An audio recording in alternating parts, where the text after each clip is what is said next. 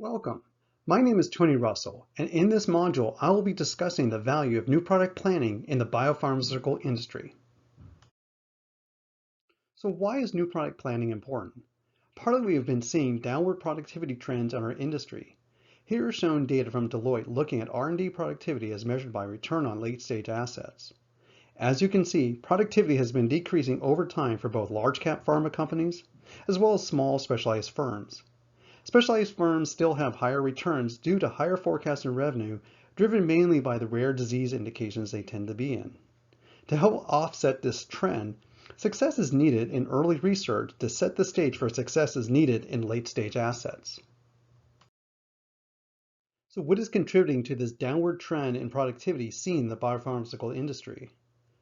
Well, for one, development costs have been increasing, and this is due to longer development timelines, complex trial designs, and crowded markets that impact recruitment timelines. Another set of factors are related to decreasing market opportunities. And this includes pricing pressures, not just in the US, but globally as well, market access pressures and the difficulty in getting drugs on formulary, and crowded markets that impact market share potential, which I'll cover in the next slide.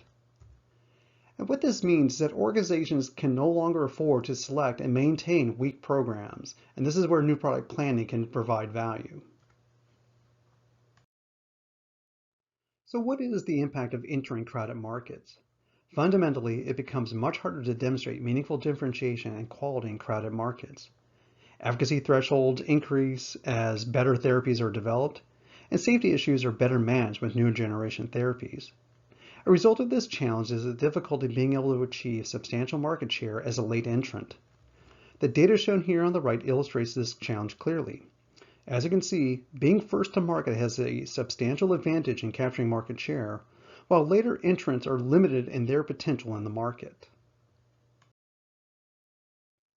Another reason why new product planning is important is that the goals in drug development have evolved. Historically, the goal was simply to get a drug approved by the FDA. Typically, commercial was brought in late and focused on launch and promotion. However, the new goal is to focus on how to have commercially viable programs and to think about these programs strategically early on to ensure commercial success. So let's take a moment to define what is meant by new product planning. There is no universal textbook definition, but I typically describe new product planning as the function responsible for working closely with research and development teams to help shape and craft new therapeutics with high commercial value that address significant unmet needs for patients. The shaping and crafting aspect is critical as this is where the commercial strategy discipline becomes important, as we'll discuss later. And we've discussed some of the reasons for why new product planning is important already. As we've seen, R&D productivity in the industry is trending downwards, and drug development goals have evolved. As we'll discuss, new product planning is distinct from traditional marketing roles and plays a valuable role in commercial success. I want to spend a moment to discuss the differences among commercialization roles, as there can sometimes be confusion. The marketing director or product manager are the classical roles that are normally associated with commercialization. Example activities include brand development, customer segmentation, sales force alignment, KOL engagement plans, labeling and packaging, and of course, promotional materials. The new product planning or commercial strategy role is distinct and covers a range of different activities, including long-range strategic planning that can cover sometimes 3 years, 5 years, and even up to 10 years, competitive landscape analysis, market research and insights, payer landscape analysis, market trends and analytics, and of course, lifecycle management plans. Given what I described about the common rules in new product planning, it's important to talk about when new product planning is involved in the development process. Historically, the commercial team was brought in late, around the time that phase 3's results were available, and then the focus was primarily on launch and promotion. For new product planning to be successful, we're seeing involvement starting much earlier, even during the stage of early research, to help prioritize indications and to establish the early framework for what would constitute a commercially viable program. In defining the value of new product planning, I've illustrated two hypothetical scenarios here, built from historical case examples.